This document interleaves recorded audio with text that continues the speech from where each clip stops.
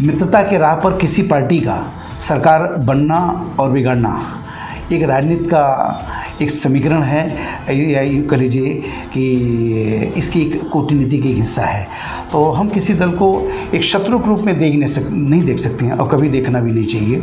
तो श्याम भाई, हम भारतीय जनता पार्टी या देश का और कोई पार्टी के प्रति ठीक है, वर्तमान में हमारे उनके विचार नहीं मिल रहे हैं, हमारे उनके सामंजस्य नहीं मिल रहे हैं, लेकिन आने वाले कल में किसी भी संभावनाओं को किसी भी दल से नकारा नहीं जा सकता है कि उनसे हमारी मित्रता नहीं हो सकती, हम उनसे मिलकर चुनाव नहीं लड़ सकते, या उनसे जीवन भर का हमारा ऐसा कुछ संकल्प हो चुका है कि उनके साथ एक कदम नहीं चल सकते। जी बिल्कुल नहीं। नमस्कार, मैं हूं श्यामगिरी। आप देख रहे हैं हमारा चैनल मुद्दा भारत का। मुद्दा भारत का यानी मुद्दा आपका। मुद्दा भारत का में आज का हमारा विषय है शिवसेना का अयोध्या दौरा। जी हाँ, हमारे साथ स्टूडियो में मेहमान हैं हमारे गुलाब दुबे जी, जो शिवसेना के राष्ट्रीय संगठक हैं और शिवसेना के काफ़ी पुराने उत्तर भारतीय नेता भी हैं। हम उनसे जानेंगे कि आखिर में शिवसेना को इस अयोध्या जो दौरा था इस बार अचानक क्यों करना पड़ा। गुलाब दुबे जी, आपका स्वागत है हमारे चैनल में। नमस्कार। और हम आपसे जानना चाहते हैं कि जो अचानक जो आदित्य ठाकरे के साथ में आपका जो दौरा हुआ अभी अयोध्या का, उसके बारे में थोड़ा बताइए। अयोध्या दौरा हमारा कोई राजकीय या कोई राजनीतिक दौरा नहीं रहा जी। वो हमारा आस्था का विषय है और हमारा एक धर्म का विषय है, वो हमारा सनातन धर्म का विषय है। रही बात आप आदरणीय श्री आदित्य ठाकरे के दौरों को लेकर के आपने कहा, तो मेरा ऐसा मानना है श्याम भाई कि आदरणीय हिंदू हृदय सम्राट माननीय बाला साहब ठाकरे 1992 में जिस वक्त अयोध्या में स्थित उस बाबरी मस्जिद को ढाई गई, उस वक्त कोई जिम्मेदारी लेने के लिए तैयार नहीं था। उस वक्त उन्होंने बड़े गर्व से कहा था कि गर्व से कहो हम हिंदू हैं, और उसी हिंदुत्व और हिंदू परिभाषा की परंपरा को आगे बढ़ाते हुए हिंदू हृदय सम्राट माननीय बाला साहब ठाकरे जी ने ये कहा। आप जैसे पत्रकारों ने जब ये कहा कि माननीय बाला साहब, लोग बताते हैं कि बाबरी मस्जिद को गिराने में आपके शिवसेना को हाथ है, तो माननीय बाला साहब ठाकरे ने बड़े गर्व से कहा था, बड़ा सीना गर्व से गर्वान्वित हो चुका हुआ उस वक्त उन्होंने कहा कि मेरा हाथ नहीं, मेरा संपूर्ण पैर है। तो ऐसी हालत में श्याम भाई, आदरणीय अभी भी 2018-19 के दौरान उद्धव साहब गए, फिर उसके बाद 2022 में आदरणीय आदित्य ठाकरे साहब गए। तो मेरा ऐसा मानना है कि आदित्य ठाकरे साहब का वर्तमान दौरा हिंदू हृदय सम्राट माननीय बाला साहब ठाकरे की तीसरी पीढ़ी के रूप में गए, तो मैं समझता हूँ कि आदित्य ठाकरे साहब ने अपने परंपरा का निर्वाह किया। मैं यही इस दौरे को इसी नज़रिए से देख रहा हूँ मैं। हालांकि जब ये दौरा निश्चित हुआ था तो इसको राज ठाकरे से जोड़ के देखा जा रहा था। हालांकि राज ठाकरे जी जो है किसी कारणवश नहीं जा पाए, लेकिन उसी से जोड़ के देखा जा रहा था कि राज ठाकरे ने जब अनाउंस किया कि वो अयोध्या दौरा करने वाले हैं, उसके तुरंत बाद जो है आदित्य ठाकरे का दौरा निश्चित हुआ था। इसके पीछे क्या कहेंगे?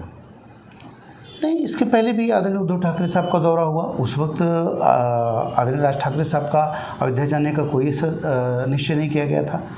तो राज ठाकरे जी का राजनीतिक सोच उनका है, उनका जवाब वो दे सकते हैं, वो क्यों नहीं गए या न जाने का कारण उनका क्या हो सकता है। रही बात शिवसेना और शिवसेना से संबंधित श्रद्धेय श्री ठाकरे परिवार का अयोध्या आने जाने का, वो एक श्रद्धा का विषय है।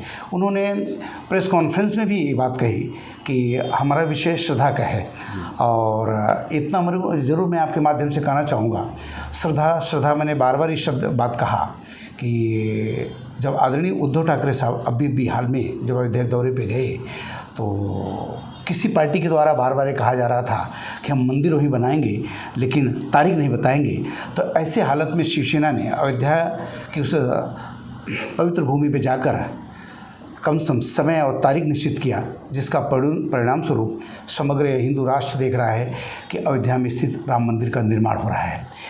तो उस वक्त भी कहा था कि पहले मंदिर फिर सरकार, तो पहले मंदिर का निर्माण होना सुनिश्चित हुआ, फिर हमारी महाराष्ट्र में सरकार बनी, और प्रभु मर्यादा पुरुषोत्तम श्री रामचंद्र जी का इतना बड़ा आशीर्वाद सभी सनातन धर्मियों के प्रति है, लेकिन विशेष करके शिवसेना के और शिवसेना के सभी पदाधिकारी, विशेष करके श्रद्धेय श्री ठाकरे परिवार के ऊपर कि वहाँ दर्शन करने के तत्पश्चात वहाँ पे आते हैं और हमारी सरकार बनती है और वर्तमान महाराष्ट्र इस सूबे के उप मुख्यमंत्री के रूप में आज आदरणीय उद्धव ठाकरे साहब हैं। तो मेरा ये भी मानना है चीज़ के लिए कि आदरणीय 2022 में आदित्य ठाकरे साहब का वहाँ पे आगमन हुआ है और प्रभु श्री राम की कृपा रही। आने वाले दिन में आदित्य ठाकरे मुख्यमंत्री हाँ, आने वाले दिन में मुख्यमंत्री क्या, हमें पूरा विश्वास है मुख्यमंत्री तो श्री ठाकरे परिवार बन चुके हैं। मेरा ऐसा मानना है कि आने वाले 2024 में इस देश का प्रधानमंत्री बनने से इन संभावनाओं को भी नकारा नहीं जा सकता। ऐसी कृपा प्रभु राम की विशेष करके शिवसेना के ऊपर और विशेष करके ठाकरे परिवार जी के ऊपर है। मैं इस विषय में इतना जरूर कहना चाहूँगा। अब इतना कहते हुए मुझे बड़ा गर्व है, इसलिए कि हम भी एक शिवसैनिक हैं। आपके माध्यम से आपने मुझे कहा कि हम बहुत पुराने शिवसैनिक हैं। निश्चित तौर पर हम उत्तर प्रदेश में मेरा जन्म हुआ और श्याम भाई जिसके साक्षी आप रहे, मैं विगत 35-36 वर्षों से मैं शिवसैनिक बन करके अपने को बड़ा गर्वान्वित महसूस करता हूं मैं। और शिवसेना एक ऐसा परिवार है जिसके अंदर जात पात साम भाषा बहुत दूर तक मुझे नहीं दिखाई दिया।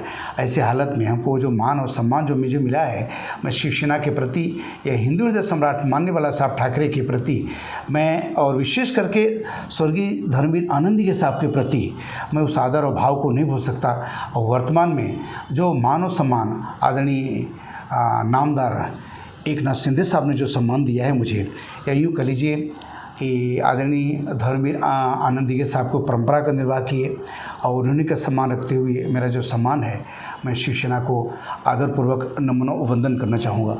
और जहाँ तक बोले आप हिंदू हृदय सम्राट और हिंदुत्ववाद की बात की, तो अब तो यहाँ पर महाराष्ट्र में सरकार जो है कांग्रेस साथ में भी एनसीपी साथ में जो ज्वाइन करके बनी हुई है, तो सेकुलरिज्म में चला जाता है। तो इस सोच को आप कैसे बदलाव कर सकते हैं या इस सोच को कैसे बदल सकते हैं? हम किसी दल के साथ हम अपनी सरकार बनाएं, पहली बात तो मैं आपके इस चैनल के माध्यम से साफ कर देना चाहूँगा कि हमारे दल से कांग्रेस और राष्ट्रवादी जुड़े और जुड़ करके इसका बड़ा प्रमाण और क्या दे सकता हूँ कि सूबे का हम मुख्यमंत्री हैं।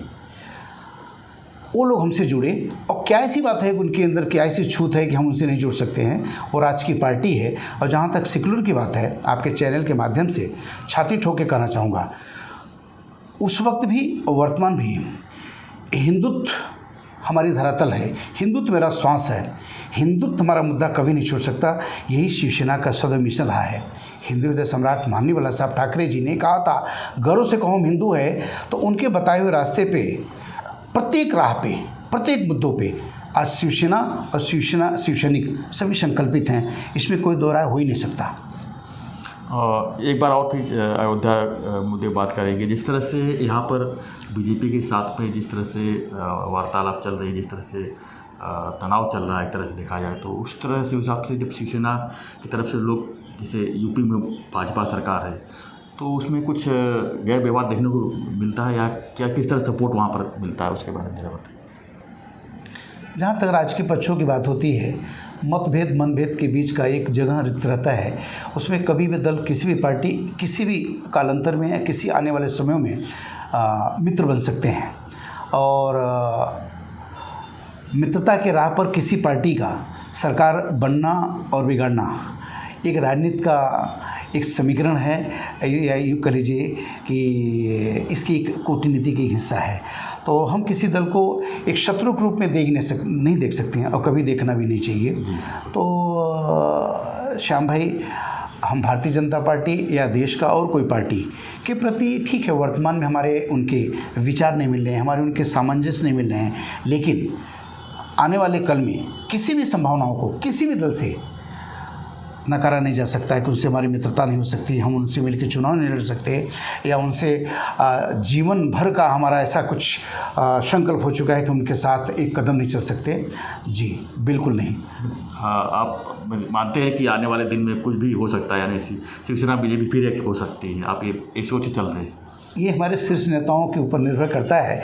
रही बात है, मैं राजनीतिक पटल पे उस राह पे मैं चला हूँ, ऐसा मैं मेरा अनुमान है, मैं पूर्वानुमान कर सकता हूँ कि यदि हम कांग्रेस और राष्ट्रवादी के साथ मिलकर सरकार बना सकते हैं, तो आने वाले कल में भारतीय जनता पार्टी के साथ सरकार बनाने में हमें कोई कुरेद नहीं होना चाहिए और हम बना सकते हैं।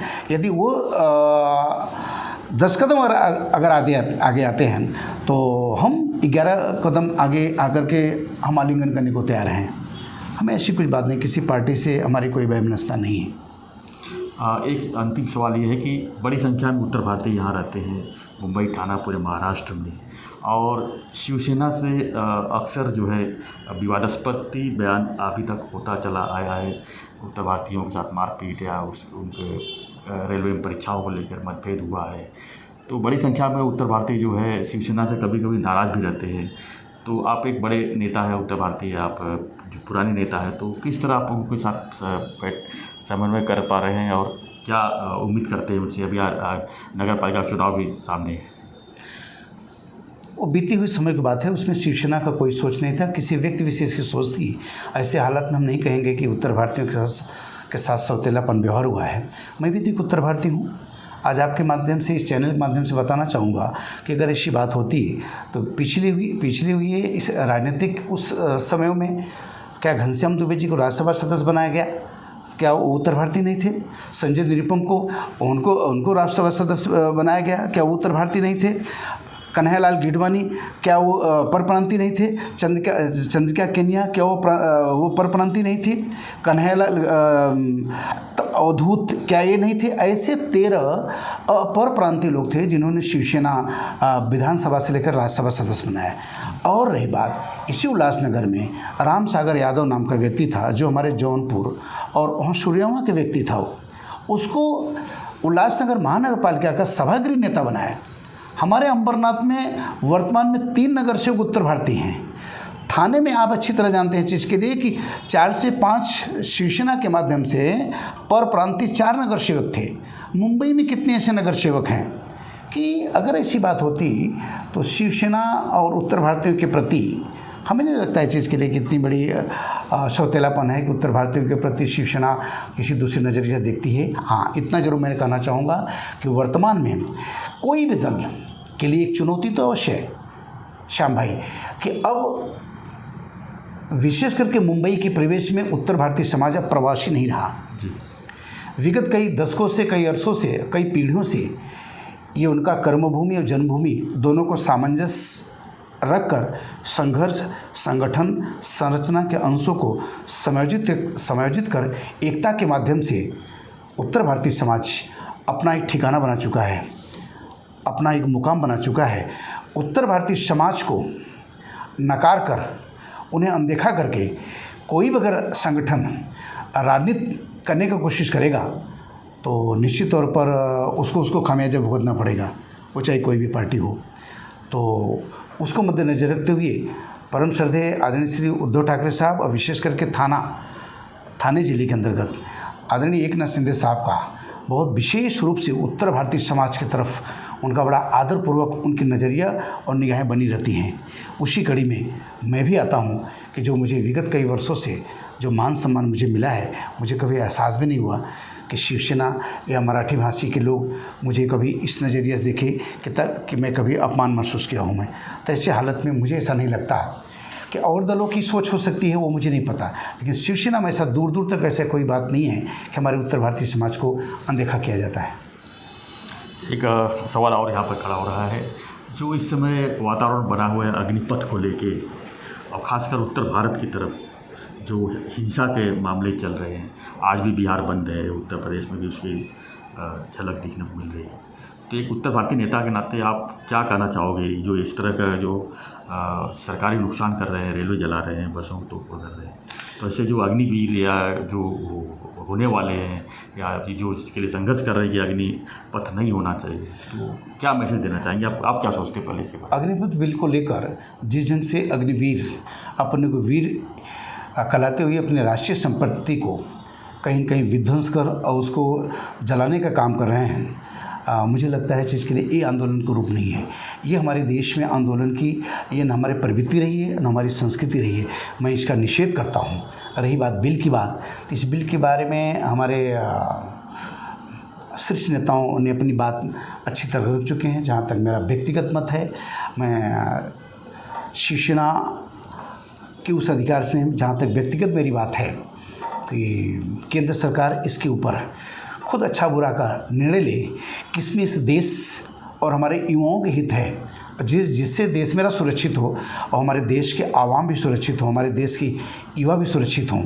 इसलिए अगर देश सुरक्षित रहेगा तो आने वाले देश का भविष्य ये हमारे युवा हैं। युवाओं के इनके आक्रोश को मद्देनज़र रखते हुए जो भी बिल का निर्णय लें वो सोच समझ के लें, ये मेरी अपील है केंद्र सरकार से। फिलहाल मैं यही कहने की स्थिति में मैं हूँ। श्याम भाई, आप क्या आह्वान करना चाहेंगे जो हिंसा के रास्ते पर चल पड़े हैं, उनसे कुछ आह्वान करना चाहेंगे आप शिवसेना की तरफ से? देश के मैं सभी अग्निवीरों के युवाओं से आपके चैनल माध्यम से विनम्र निवेदन करना चाहूँगा, विनती करना चाहूँगा, जो आपके माध्यम से आक्रोश के आग में जो राष्ट्र की संपत्तियाँ जल रही हैं, बातें गौरतलब हो कि वह राष्ट्र संपत्ति के हिस्सेदार आप भी हैं। आप अपनी संपत्ति, आप अपनी आशियाना अपने हाथ से जलाना ये कोई बुद्धिमानी नहीं है। इसलिए मेरी विशेष अपील है कि आंदोलन का ये रूप न धारण करें, कोई दूसरा रास्ता अख्तियार करें। ये जरूरी नहीं कि हम सरकार के कानों तक पहुंचाने के लिए हम ये अख्तियार करें। 1857-1947 के अंतराल में वो भी एक समय था कि जब हमारे देश के चंद्रशेखर आज़ाद, गुरु भगत सिंह, वो लोग भी असेंबली में बम ब्लास्ट किया तो एक भी जान हानि नहीं हुई थी, एक भी वहाँ का जर्रा नुकसान नहीं हुआ था। फिर भी उन्होंने उन बहरों के कानों में अपनी बात डाली थी। ऐसे उन आदर्शों को लेकर अपने के सामने अपने हक की लड़ाई लड़ें, यही मैं आपसे अपील और विनती और आग्रह करना चाहूँगा। धन्यवाद गुलाब दुबे जी, आप हमारे चैनल के माध्यम से अच्छे बात किए। और आपको हमारा वीडियो कैसा लगा आप हमारे कमेंट बॉक्स ज़रूर लिखें, और वीडियो को लाइक, शेयर और सब्सक्राइब करना ना भूलें। बहुत बहुत धन्यवाद, बहुत बहुत।